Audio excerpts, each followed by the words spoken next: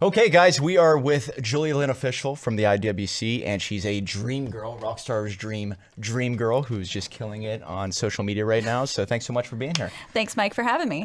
You drove from Erie, Pennsylvania. I know that drive. I've done it many times when I would go visit my buddies for those college parties. So was it a safe travel in? Oh, yeah, it was a quick, easy breeze. You're from Pittsburgh, Pennsylvania, though, right? Yeah, I grew up here. Nice. Okay, so you're coming home for the day.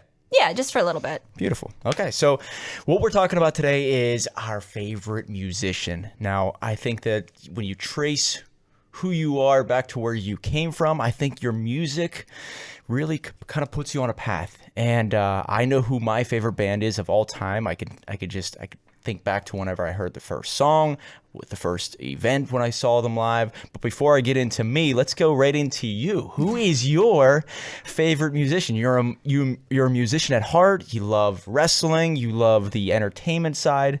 So it's got to be a good one. One of the bands that I grew up listening to, I remember when I was a kid, my mom would put on the record player Queen. Ooh, so good answer. Queen has always been a favorite of mine. I was absolutely obsessed whenever the movie came out. I saw it twice in theaters. As soon as it came out on DVD, instantly got that. I mean, music's been a big part of my life. Growing up with it, I actually learned how to read music at a very young age. I mean, both my parents play musical instruments. My sisters play musical instruments. Ooh. So, I mean, through growing up, I played all the time. I was in marching band. I'm a band geek. So when you first picked up an instrument, what was the first one? Oh gosh, that I took lessons for or just played for fun? Well, I look back at the Sears catalog. When I was a kid, I was drawn to this white guitar. It was a beautiful guitar, and we couldn't afford it. I could never get one until I was probably about 22 years old. So guitar is what I was drawn to, and I didn't know how to play until I was 22, 23 years old. But what were you drawn to? You're like, wow, this is me. Because there are some people who are given a guitar, but they know they're drummers, and vice versa. For me, it was definitely when we would go to the University of Pittsburgh football games, and both my parents are Pitt alumni. And my dad would always play in the alumni marching band, and he always had this brass instrument. It's called a mellophone. So it's like a trumpet, only a little bit bigger. So, I mean, it comes out, and I always was curious about it, and I always loved the sound of the band. I mean, literally, we were sitting in the middle of the band surrounded by this music, this powerful sound. And I always looked up to my father. I'm a daddy's girl. So I wanted to play the same instrument my dad did. So he would let me sit and play a little bit as a little girl. But the first instrument I actually truly played was piano. Oh, lucky you. And everybody says they wish they started on a piano. And then after a couple of years, I was like, you know what? I actually want to learn how to play this instrument that my dad plays.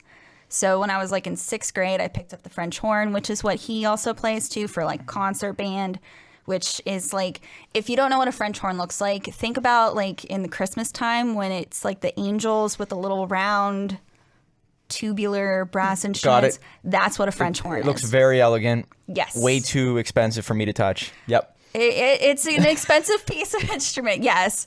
But I mean, that's what I played, and that's what my dad played. So I was inspired by him to learn those instruments. Wow. Now, is it way more difficult than you think? I mean, it doesn't look like there's a lot going on there, but it just looks. It's all in the lips. Wow. It's about your embouchure. It's all in the lips, guys. That's it. That might be the secret to life. I don't know. So, okay, you pick that up. You're playing a bunch of different instruments. I don't even know how you get started as a kid because there's so much you can do. And if you have all those instruments at your disposal, where do you start? So you started playing probably every day, every week? I took lessons. I was in my grade school, concert band, high school band, marching band. I mean, marching band was the big thing for me. That was my ultimate goal when I was a little kid because I saw my dad do it. Wow. Because if you see marching bands on a football field, they're moving around, they're playing their instruments, this powerful sound. And that was something I always wanted to do. And so that's what I was always trying to achieve. I was practicing. There were times that my mom was like, hey, you got to go practice. And I'm like, I don't want to, but I mean, I did, and eventually my senior year, I was the drum major, which is the person that's up front directing the whole band. Wow. So, but it was just something that's what I always wanted to do with my music, and I got to do it in high school. And then after I graduated high school, after I moved up to Erie, I got connected with one of the high schools up there, and I helped coach one of the marching bands up there for about 6 years. Nice. So it's been in your blood the whole way. And that's probably why you were drawn to the name Rockstar's Dream, not only the lingerie, but the magazine itself. Oh, yeah. Because not only that, like a lot of my friends that are coaching up in Erie, they're in rock bands themselves. And we would go to their events. And I mean, we were literally right up front there. Sometimes I would even get like a lot, like we would get like backstage with them, have a couple beers with them before they would go out on stage. I mean, one of the bands that my one friend he's a bagpiper and a guitar player. And he kind of has like, they're in an Irish punk rock group, kind of like Flogging Molly or Dropkick Murphys. What's their name? They are the Tradesmen. So if you ever get a chance to check them out on YouTube, definitely check out the Tradesmen. Oh, such a great performance. If it's easy to find, maybe we can get Jean-Claude Van Damme to splice in a clip from the Tradesmen right here. Ooh, there you go. There you go. Yeah. All right. So you used to hang around all these people. You probably still do. As soon as the quarantine's over, we'll go back to the music events and all the good shows. Now, is the person that you look up to as your favorite musician of all time still alive? Unfortunately, Freddie Mercury has passed away. Oh, you said Queen. I thought we were leading on to somebody else. Freddie Mercury. Well, there's also another one is Billy Joel. Who's that? Yeah, I know. Love Billy Joel. Billy Joel's awesome. I'll give you that. Queen's still one of my top 3 bands, but Billy Joel's up there for sure too. I mean, just a genius. If you think about it, like all the different types of music he's put on over the years, like I got turned on to him also at a young age with my parents. They actually, when they got married, they were showing me their wedding video, and one of their songs that they had playing in the background was For the Longest Time. And it's all a cappella. Wow.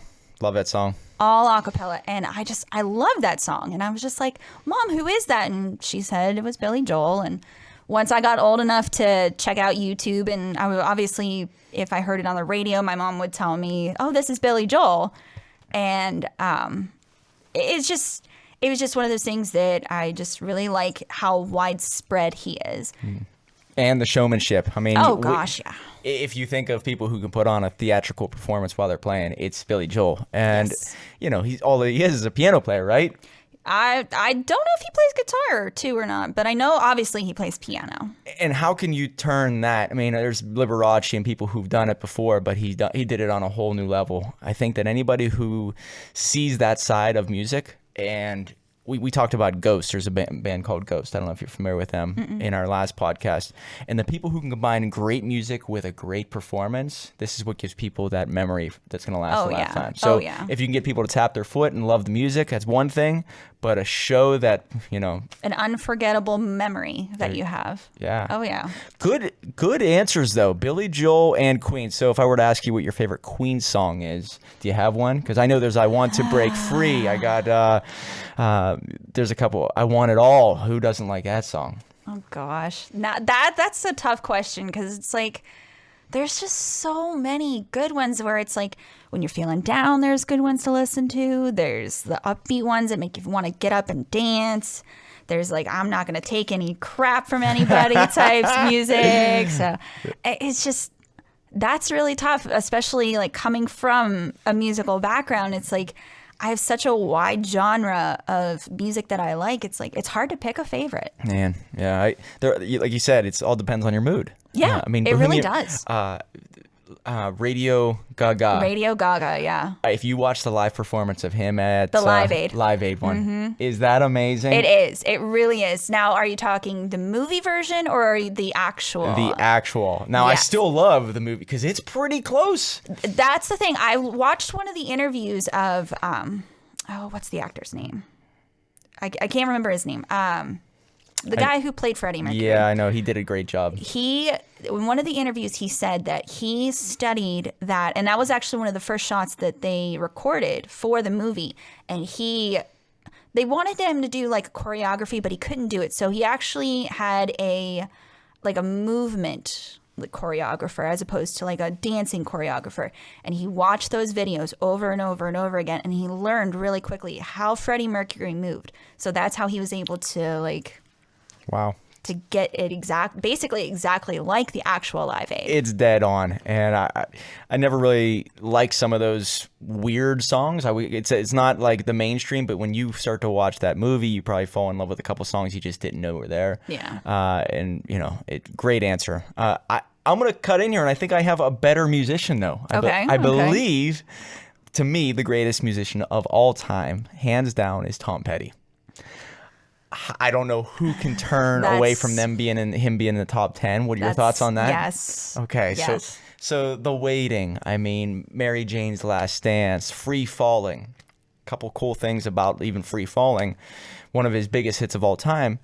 They're playing. He's like the 3-chord bandit. Every one of his songs is 3 chords or even 4 chords. I was going to say, simple. A lot of them are like the basic 4 chords. Yeah. The G, A, D, C. Pretty much it's all in there.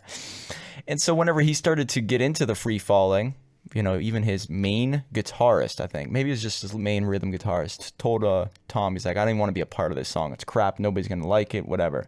He walked out of the studio. He just hired some other guy come in to play that part, and it became one of his top 3s of all time. So, funny how that happens, huh? The guy doesn't even get paid for that one song forever. It's just nuts.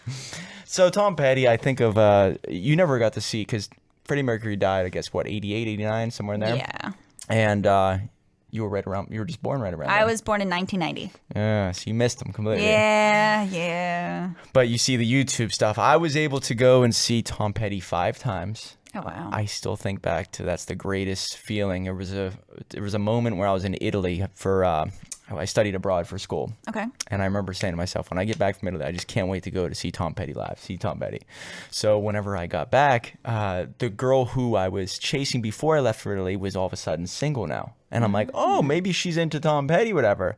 So find out, I asked her, and we went to Tom Petty, and it was like, wow, I waited 3 months to get into the States, asked her out, Tom Petty.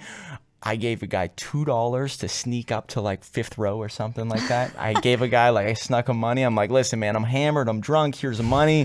Can I just go up there for a couple songs? And he said, like absolutely. A true rock star. $2. I remember this. I was hammered on my mind. I gave him $2 and he accepted it. Don't know, he's a saint. But I remember watching Tom Petty, and it was the greatest show I've ever seen. We hit a couple songs that stand out, but like Surrender. Anybody out there? He's really known for the Free Falling and The Waiting and these songs that don't come around here no more. But if you dive deep, he has these. I don't know how familiar you are with his records.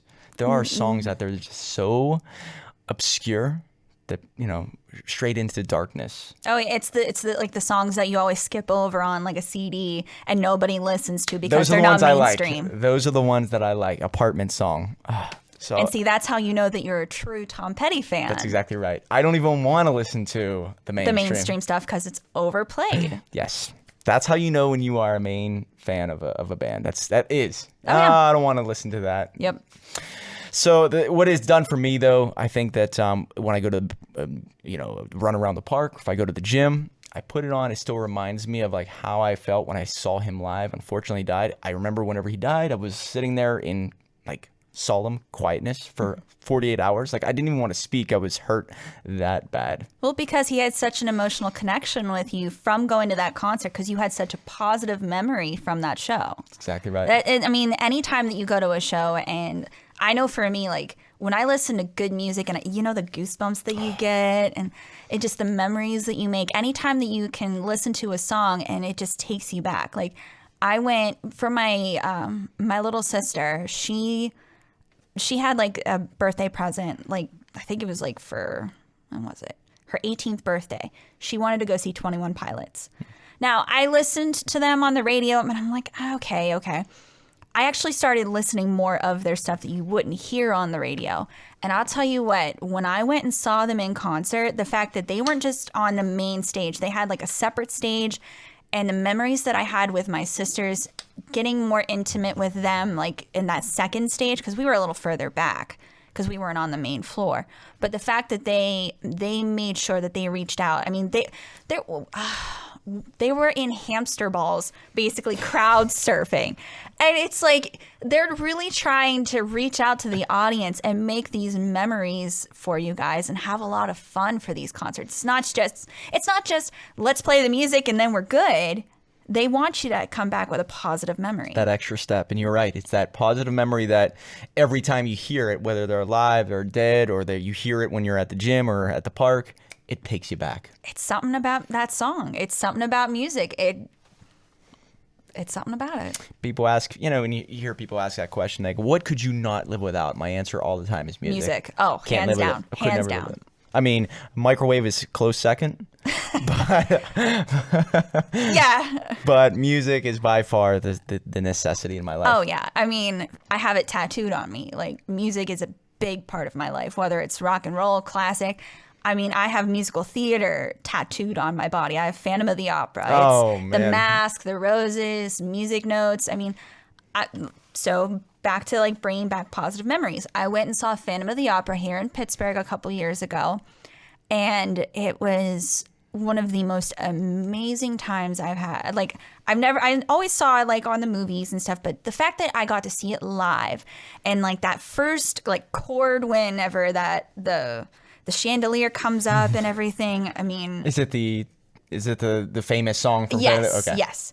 And it just like, it gives me goosebumps every time I hear it. And then I remember being so happy from that. And then the positive memory I'm taking from that is the fact that I went and visited my grandmother right after that. And unfortunately, it was the last time I got to see her alive because she passed away at 93 years old.